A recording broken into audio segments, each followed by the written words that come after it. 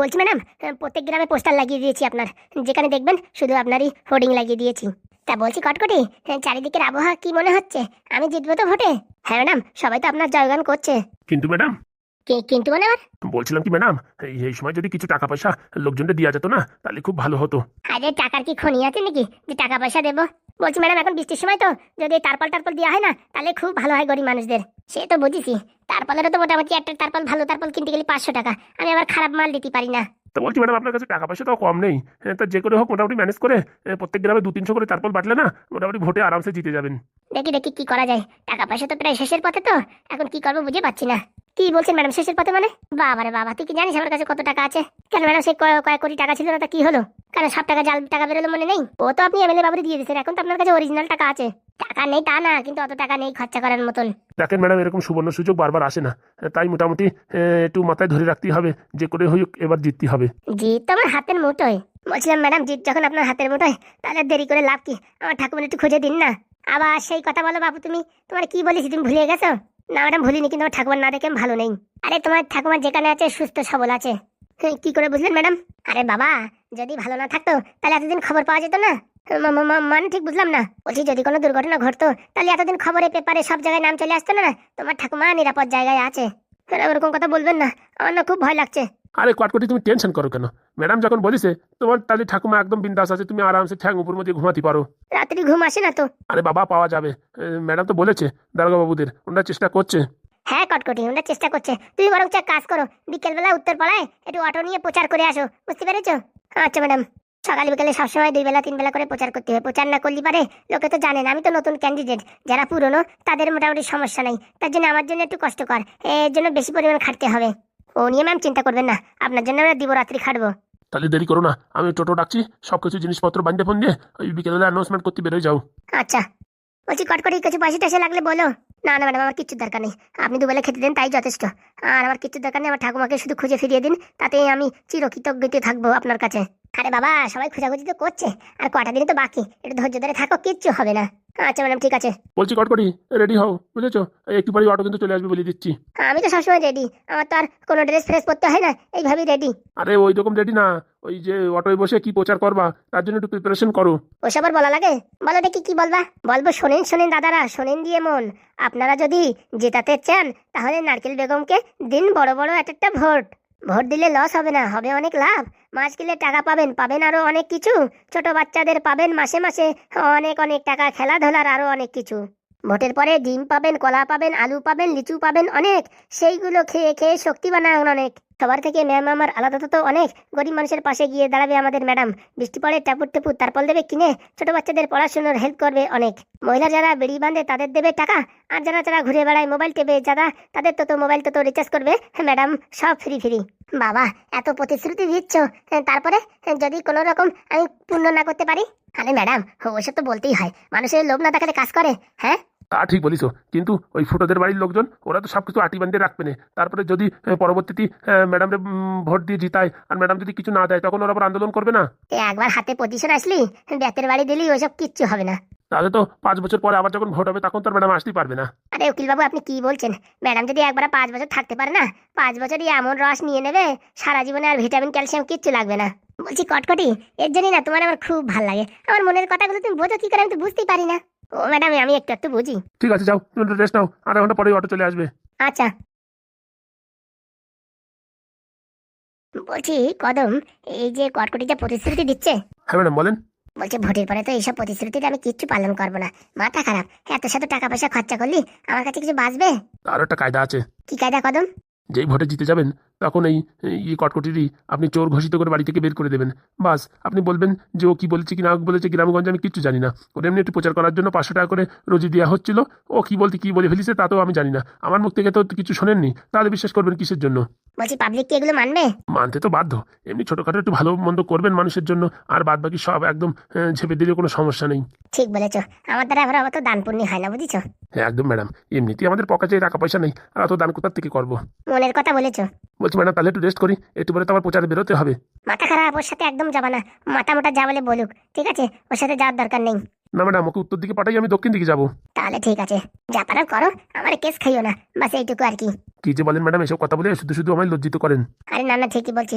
তুমি খাওয়া দাওয়া করে বরঞ্চ রেস্ট করো, আমি ততক্ষণ অন্য একটা ছোট একটা কাজ করে নিই। আচ্ছা, শুয়োরের লজ্জা আছে নাকি?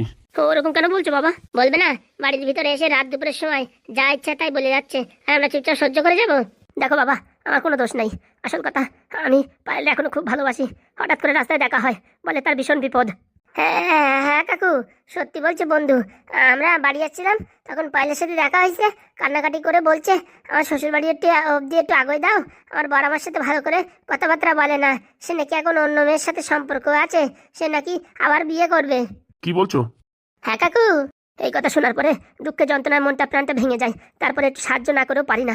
তোমরা তো জানো আমি একটু পয়সা করি ভাঙতে পারি, কিন্তু আমার দয়ার শরীর, আমার মনটা একদম কাচের মতো। তাই আমি ভাবলাম কি পাইলের একটু সাহায্য করি। ও বাবা, কি করে জানবো ওকে সাহায্য করতে যাওয়ার আগে বাড়ি অব্দি খবর চলে আসবে? এই কথা জানলে কি আমি জানতাম নাকি বাবা? এর জন্যই তোর আগের থেকে বলেছি, কারোর এত সাহায্য করতে যাবি না, বুঝতে পারিস? আর বলো না বাবা, এরপর থেকে আর কোনো ভুল হবে না। ওই মেয়ের দাদু যে এত শয়তান আমি জানতাম না। ও বুড়োটা বিরাট শয়তান, একদিন আমার বাপের সাথে নালিশ করেছে। একদিন বাগে পাই, ভালো করে ওরে মলম লাগিয়ে দেবো। সে নয় বুঝলাম, তাই বলে একটা মানুষের বাড়ি রাত দুপুর সময় যায় এইভাবে কেউ ঝগড়া করে? হ্যাঁ বলছি বাবা, তো তোমরা কিছু বলোনি? আমরা আর কি বলবো, সব তো দোষ দেখাচ্ছে তোর। ফোন করলাম, তুইও বললি পায়েলের সঙ্গে আছিস, তখন আর কি বলবো বল? তখন তুমি তো খুলে বলোনি যে আমাদের বাড়ি আসে এরকম হুমকি আমাকে দিচ্ছে। ওসব কথা ছাড়, এর পরের বার আসলি ভালো করে ধুয়ে দেবো। না বাবা, এর একটা ভালো বিচার চাই। তুমি চলো ওদের বাড়ি গিয়ে ভালো করে বোঝাই। না রে বাবা শোন, এখন এসব কিচ্ছু করার দরকার নেই, চুপচাপ থাক। কেন মা, তোমার বাবারে অপমান করে গেল আর এখন চুপচাপ থাকবো? অপমানের ঠিক বদলা নেওয়ার সময় আছে। কিরকম? ওই যে ওই মেয়ে তো এখন আর সংসার করতে পারবে না। সংসার করতে না পারলি পারে, ও যখন ফিরে আসবে দেখবি তখন বলবে তোরেই বিয়ে করতি। তখন একবার আমার বাড়ির বৌমা হয়ে আসুক, সেদিন ওই বুড়োরে ভালো করে আসলা বাস দেবো। বলছি গিন্নি, কি বলছো এইসব উল্টোপাল্টা কথা? তার বিয়ে হয়ে গেছে, তার এখন ঘরে উঠোবা নাকি? ও বা কি হয়েছে, দেখতে তো ভালো। হ্যাঁ, আর ওর মানে সেই ওই পাদুর সাথে কোনো সম্পর্ক নাই। ও মোটামুটি ওদের মনের ভিতরে এখনো সেই মন মালিন্য হয়নি। আরে শোন, গ্রামের লোকজন বলবে কি? আমার গ্রামে একটা মান সম্মান আছে কি না? ও সাতার মান সম্মান? গরুর দালালি করো, তোমার আবার মান সম্মান? এই কি কি কি কি কি কথা বললে গিন্নি তুমি এটা? তুতলাচ্ছ কেন? হ্যাঁ তুতলাচ্ছ কেন? বলছি কি বাবা, পায়েল বলছিল আর ও সংসার করবে না। বলছিল যে কিরণ তুমি যদি আমার গ্রহণ করো তাহলে আমি তোমায় বিয়ে করতে রাজি। সে নয় বুঝলাম, আমাদেরও ও নিয়ে কোনো আপত্তি নেই, কিন্তু এই গ্রামের লোকজন তো আমাদের উপরে থুথু করবে। এমনিতেই গরুর দালালি করি বলে লোকে আমাদের ঘৃণার চোখে দেখে। হ্যাঁ, আর এখন যদি তুই এরকম একটা কাজ করিস তো তো সমাজে চার দোকানে পাড়ায় কোথাও যাওয়া যাবে না। ওইসব কিচ্ছুর দরকার নেই বাবা। শোনো, পাড়ায় চার দোকানে যে কোনো লাভ আছে? কোনো লাভ নেই, বুঝেছো? ও যদি এই পাদুর সাথে সম্পর্কটা কাটিং করে দেয় না, মোটা অঙ্কের টাকা নিয়ে আসবে। সেই টাকা দিয়ে আমি একটা ব্যবসা শুরু করবো। তারপরে ছোট ব্যবসা থেকে যখন বড় ব্যবসায় পরিণত হবে, তখন দেখবা লোকজন সব ভুলে গিয়ে আমাদেরই জয় জয়কার করবে। এই কি কি কি কি কি কত টাকার মতন আনবে? ওই 4-5 লাখ টাকা আনবে। 5 লাখ টাকা? ওখান থেকে যদি 2 লাখ টাকা আমার দেয়, গরুর দালালিটা বেশ জমজমাট হয়ে উঠবে। শোন বাবা, আমি এই তোর জন্য লজ্জা শরম সবকিছু ধুয়ে খাতি পারি, কিন্তু আমার একটা শর্ত আছে। কি সত্য বাবা? ওই যে 5 লাখ টাকা বৌমা আনবে, ওখান থেকে 2 লাখ টাকা আমার দিতে হবে। মানে ঠিক বুঝলাম না। আরে পুরোপুরি চিরতর ভাবে দেওয়ার দরকার নেই, 2 লাখ টাকা দেবে, ও টাকা দিয়ে ব্যবসা করবো, ব্যবসায় লাভবান হয়ে বৌমার টাকা বৌমারে ফেরত দিয়ে দেবো। কিন্তু বাবা, আমি তো ভাবছি এই 5 লাখ টাকা দিয়ে একটা ব্যবসা শুরু করবো, কিন্তু এখন তুমি যদি 2 লাখ টাকা নিয়ে নাও তাহলে ব্যবসায় অনেক টাকা কম পড়ে যায় না? আরে শোন, ওই কম পড়ার কথা ছাড়, একবারে ব্যবসায় অত টাকা লাগাতে হয় না, আস্তে আস্তে করে লাগাতে হয়। 5 লাখ টাকা একবারে লাগালি, ঘপাত করে লস খাই গেলি, সব টাকা লস খেয়ে যাবি না। কচুপুরা, তুমি সবসময় কুটান টানো কিসের জন্য? হ্যাঁ, লস খাবে মানে? হ্যাঁ, আমার ছেলে ব্যবসা লস খাবে মানে কি ব্যাপার? হ্যাঁ, আরে গিন্নি দেখো, আমি যখন গরুর ব্যবসায় নামতাম তখন তো মোটামুটি ভালো করে ব্যবসা করতে পারতাম না। এই তোমার বাবার সাথেই তো আমি হাত ধরে শিখেছি। প্রথম কত লস করেছি জানো? ওই মরা মরা গরু কিনে কতগুলো মুখ গরু মারা গেছে, কত টাকা লস হয়েছে জানো? তা তোমার মতন আমার ছেলে কি গরুর ব্যবসা করবে নাকি? হ্যাঁ, আরে বাবা, যে ব্যবসায়ী করো লস বেশি কিছু একটা থাকে, হ্যাঁ, তার জন্যই হাতে একটা শক্তি থাকার দরকার। তুমি এত ঘন প্যাচেল পারি না, কি করতে হয় কি না করতে সে আমরা বুঝবো। হ্যাঁ, ওনার বাবা এদিকে না ওদিকে আছে, এখন 2 লাখ টাকা দাও। শোন বাবা, আমি রাজি বুঝেছিস, কিন্তু আমার একটা শর্ত আছে। তোমার আবার কি শর্ত? ওই 50,000 টাকা বৌমার দিতে বলিস, নতুন একসেট কারের তা কিনবো, বুঝেছিস? অনেকদিন হয়ে গেছে এই বাংলি মাল পরিয়ে ঘুরে বেড়াচ্ছি। এই বুড়ো হারামি তো দিতে পারবে না, তো বৌমা যদি দেয় তাহলে বৌমারে বলিস আমি রাজি। এ ভাই, এখানে কি চলছে রে? আমি তো কিছু বুঝতে পারছি না। কি কিন্তু মা, বৌমার টাকা যদি বাবা নিয়ে নেয়, তুমি নিয়ে নাও, তা বৌমার তাহলে আর থাকলো কি? শোন বাবা, বৌমা তো আমাদের ধন সম্পত্তি সবকিছু, এই বাড়ি ঘর দুয়ার তো সব তুই আর বৌমাই উপভোগ করবি, আমরা তো চিতে নিয়ে যাবো না। না, তবু তোমার বৌমারে কি করে বলি এই ব্যাপার, টাকার দরকার, টাকা দাও। ওইসব তোর কিছু বলার দরকার নেই, পিনিক পানাক দিয়ে আমি ঠিক লাইন করে নেবো। আরে সন্ধ্যে কিরণ, কি করে বৌমার সাথে ভালো ব্যবহার করতে হয় সেটা আমি বুঝবো, কি করে আদায় করতে হয় সেটা আমি বুঝবো, তুই এমনি চাপ নিস না। আর একটা কাজ করতে পারিস, তুই ওই বলতে পারিস পায়েল রে, যে ওই 5 লাখ টাকা না নিয়ে তুমি 7 লাখ টাকা নেওয়ার ব্যবস্থা করো। মোটামুটি 7 লাখ বললি কমসে কম 6 লাখ তো দেবে, ওই আমার 2 জায়গা 1.5 হলেও ক্ষতি হবে না। সে তো বুঝলাম, কিন্তু তোমরা যে কি করছো আমি তো কিছু বুঝতে পারছি না। শোন, ওই সমাজের এই নিন্দামন্দ কথাবার্তা শুনবো আর তার জন্য কিছু মালকড়ি খরচা করতে হবে না। আর আমি তো টাকা পুরোপুরি হজম করে ফেলবো না, ব্যবসায় লাভ হলেই টাকা ফেরত দিয়ে দেবো আস্তে আস্তে করে। আচ্ছা ঠিক আছে, বলে রাখবো কানে। বলছি কাকু, আমি একটা কথা বলবো, কিছু মনে করবা না তো? কি বলবা বলো বাবা। বলছি মনে করেন আপনাদের 2 লাখ টাকা দেওয়া হলো, এবার ব্যবসায় চড়াত করে আপনি বাড়ি খাইয়ে সব টাকা লস হয়ে গেল, তখন টাকা কোথাতে ফেরত দেবেন? হ্যাঁ বাবা বলো, কোথা থেকে টাকা ফেরত দেবা? পাগল নাকি? আমি লস খাবো কি করে? এত বছর ধরে ব্যবসা করতেছি, হ্যাঁ আমি লস খাবো কি করে? বলছি এত বছর ধরে যখন ব্যবসা করছেন, ব্যবসায় যখন লাভই হচ্ছে, তাহলে আপনার আর হাত পাততে হয় নাকি? আপনার কাছেই তো মালকড়ি অনেক থাকতো। একদম উপযুক্ত কথা বলিছে বাবা, তুমি একদম উপযুক্ত কথা বলিছো, পয়েন্ট মতন ঘা দেছো। আরে তুমি ওইসব নিয়ে টেনশন করো না, আমি ব্যবসায় লস খাবো না, আমি লাভই হব। বলছি বাবা, তুমি যখন ব্যবসায় লাভ হবা, আমি তাহলে কেন লাভ হবো না? তোদের নিয়ে আর পারি না রে বাবা। শোন, এক কাজ করিস, তোদের আমার উপর এত টেনশন হচ্ছে তো, ও 2 লাখ দেওয়া লাগবে না, 1 লাখ দিলেই হবে, বুঝতে পারছিস? তখন আমি 1 লাখ দিয়ে লাভবান হয়ে দেখাবো, তখন দেখিস। ওইসব ফসব জানি না, তোমার প্রথম 2টো গরু কেনার টাকা দেবো, সেই গরু 2টো দিয়ে তুমি যদি ভালো টাকা লাভ দেখাতে পারো, তাহলে তোমার আরো টাকা দেবো, বুঝতে পারিস? এতক্ষণ পর একটা জুত মতন কথা বলিস। গিন্নি, লাস্টে তুমিও ছেলেদের সাথে আমার মজা কুড়োলে। রে বুড়ো শালা ঠিকই বলিছে, বিয়ের পরে তো আবার কি দিছিস? হ্যাঁ কিছু দিছিস? কেন? ছেলেটারে মানুষ করেছি, ঘরটার সংসারটা চালাইছি, কি করে হাওয়াই নাকি? বিরাট মানুষ করিস, MBBS স্কুলে পড়াইছো তো, আর আমার শাড়ি চুড়ি গয়নাকাটি দিয়ে ভরে রাখিস, আর ঘর এমন বলতিস মনে হয় কি সোনা দিয়ে মোড়া, এমন কথা বলো না। তোমাদের সাথে কথা বলে লাভ নাই, দেখি আমার একটা খরিদ্দার আছে, আমার এখন জাতি হবে ব্যবসায়। যাও যাও যাও, দেখি আসার সময় হাতে কি নবডঙ্কা নিয়ে আসো। বাড়ি থেকে বেরোনোর সময় এরকম কথা বললি কি আর ব্যবসা হয়? হয়েছে হয়েছে, যাও। বলছি বাবা, কিরণ তুই টেনশন করিস না, সবকিছু সেট করে দেবো। বলছি বাবা, তোর কাছে আমার একটা প্রশ্ন। হ্যাঁ বলো মা। বলছি পায়েল যখন 5 লক্ষ টাকা নিয়ে আসবে, তখন ও দাদু ওখান থেকে ভাগ বসাবে না? মাথা খারাপ? হ্যাঁ, আমার মাথা কি সেটুক বুদ্ধি নাই নাকি? ও টাকা নেবে, বাস নেওয়ার পরে ওখান থেকে আমি আর পায়েল হাওয়া 1 মাস অব্দি কোথাও আসবো না, তারপরে যাই আসবো। ভালো বুদ্ধি ভালো বুদ্ধি। কোথায় যাবি কি করবি সব জায়গাপত্র আমি ঠিক করে দেবো, বুঝিস? আমার এক দূর সম্পর্কে মামা আছে না, সেই বাড়ি পাঠাই দেবো। আর ওখান যে ফোন মন বন্ধ করে রাখবো, বাস কেউ টের পাবে না। একদম। থ্যাংক ইউ মা, থ্যাংক ইউ এইভাবে সাপোর্ট করার জন্য। এই গুড নিউজটা আমি পায়েলকে দিলে না খুব খুশি হবে। হ্যাঁ, পায়েল মাকে বলে দিস আমি ওর ফুল সাপোর্ট করবো, আর মাঝে মাঝে আমার সাথে একটু ফোনে কথা বলিয়ে দিস তো। আচ্ছা মা। আর ওই বুড়োর ভয় পাস না, ওর দাদু কি বলবে, আমি তো আছি নাকি। ও বুড়োর নামে এমন একটা চরিত্রহীনির কেস দিয়ে দেবো, শালার জেলের ভিতর ঢুকিয়ে দেবো, তুই টেনশন নিস নে। কি আছে মা? সকাল সকাল এত চেঁচামেচি করছিস? বলছি বাবা, তোমার একটা কথা বলবো, আমার কথা রাখবা তো? তোর এমন কোনো কথা হয়েছে যে কথা রাখিনি? রাখার মতন হলে অবশ্যই রাখবো।